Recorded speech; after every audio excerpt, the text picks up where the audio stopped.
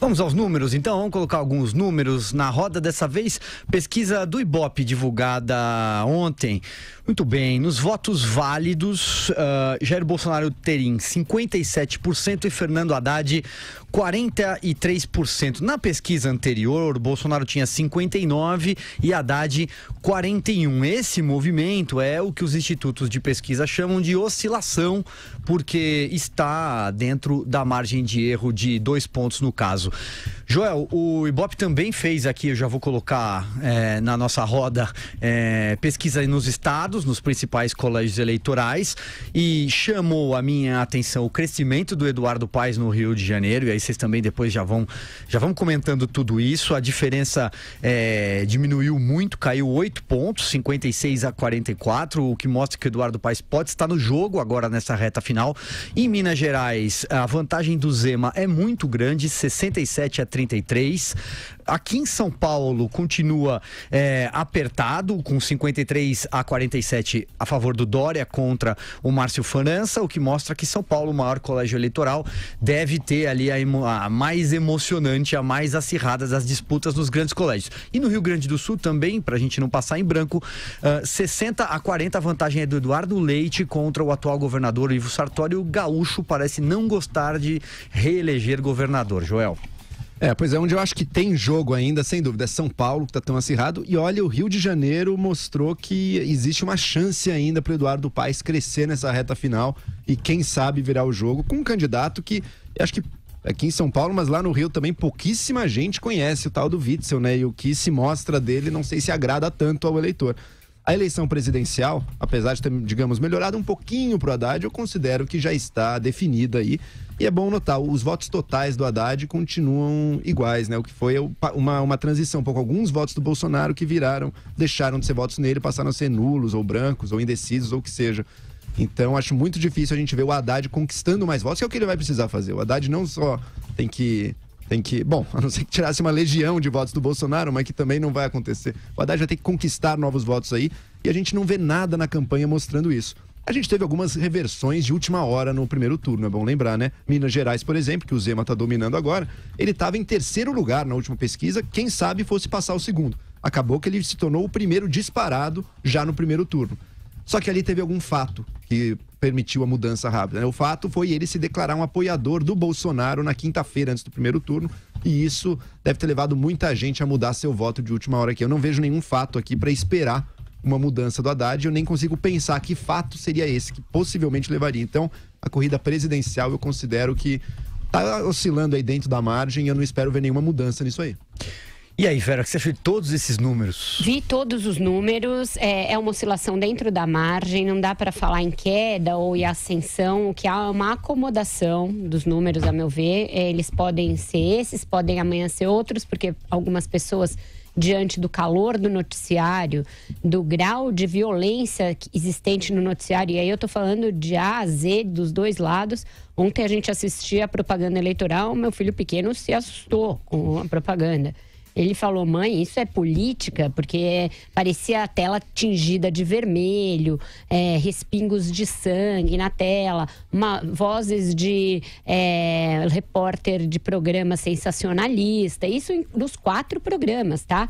No programa do Haddad, no programa do Jair Bolsonaro, do Márcio França, no do Dória. Então tem uma pessoa que parece saída de um filme de terror, que fala, Márcio França. Então, esse grau do componente trágico dessa campanha faz com que as pessoas reflitam, tirem o pé, vão um pouco para o voto nulo, vão um pouco para o voto branco, pensem, será que é isso mesmo? Será que eu estou sendo enganado? Então as coisas estão, por assim dizer, em transe, mas eu não acho que isso seja capaz de causar algum efeito de mudança do jogo. Não tem uma migração de votos do Jair Bolsonaro para o Haddad, que era o que precisaria haver para que houvesse chance de, daqui até domingo, ter alguma mudança. Mas, a se confirmar que está havendo algum tipo de acomodação e que essa acomodação é para transformar os patamares do Jair Bolsonaro em algo mais próximo ali do que tem sido os patamares históricos de um presidente da República eleito no segundo turno, isso pode servir para baixar essa bola, né? Essa coisa de mito, essa coisa de lacração, essa coisa de agora vão ter que nos engolir, agora é do nosso jeito. Tudo isso de que a gente vem falando aqui, alertando para o perigo, alertando que o mundo real não é assim, que o dia seguinte não será dessa maneira, e entender que eleição não é cheque em branco, que a eleição é uma escolha entre, às vezes, o menos pior e o pior, e que, a partir do dia seguinte, haverá um trabalho árduo a ser feito. Então, se as pesquisas estiverem corretas e se essa pequena decantação de votos permanecer até domingo, pode ter esse efeito lá no domingo. Silvia, a gente chega lá e comenta. Vamos ver. André Azar, vamos lá. São Paulo me parece a eleição mais disputada, mais difícil, certamente imprevisível. Me parece que será no Photoshop, emoções pela frente. Minas resolvido e a eleição nacional também me parece resolvido. É claro que em disputa eleitoral não existe resultado dado antes da contagem das urnas, mas, como dissemos, uma oscilação dentro da margem de erro, Haddad não recebendo votos, acomodação. Concordo com a Vera que um patamar menor do Bolsonaro, afinal, a se confirmar, seria bom para a educação do processo político, porque eleição, mais do que nunca, me parece ser educação. E eu, portanto, quero comentar aqui da eleição do Rio. Desde que o segundo turno começou, o Eduardo Paes vem tirando a diferença num ritmo muito forte do Wilson Witzel. Eu não me surpreenderia, é difícil, mas eu não me surpreenderia com uma virada do Paes na última hora, tá? Eu não tenho candidato, não apoio ninguém, vocês sabem disso, não é o meu papel aqui. Mas eu tenho a obrigação, como jornalista, de alertar para os riscos de um desconhecido como o Wilson Witzel. Por isso que eu tenho batido muito nessa tecla aqui. Ele surfa a onda do Bolsonaro, mas não tem nada a ver com o Bolsonaro não sabe quem ele é, não sabe nem falar o nome do sujeito.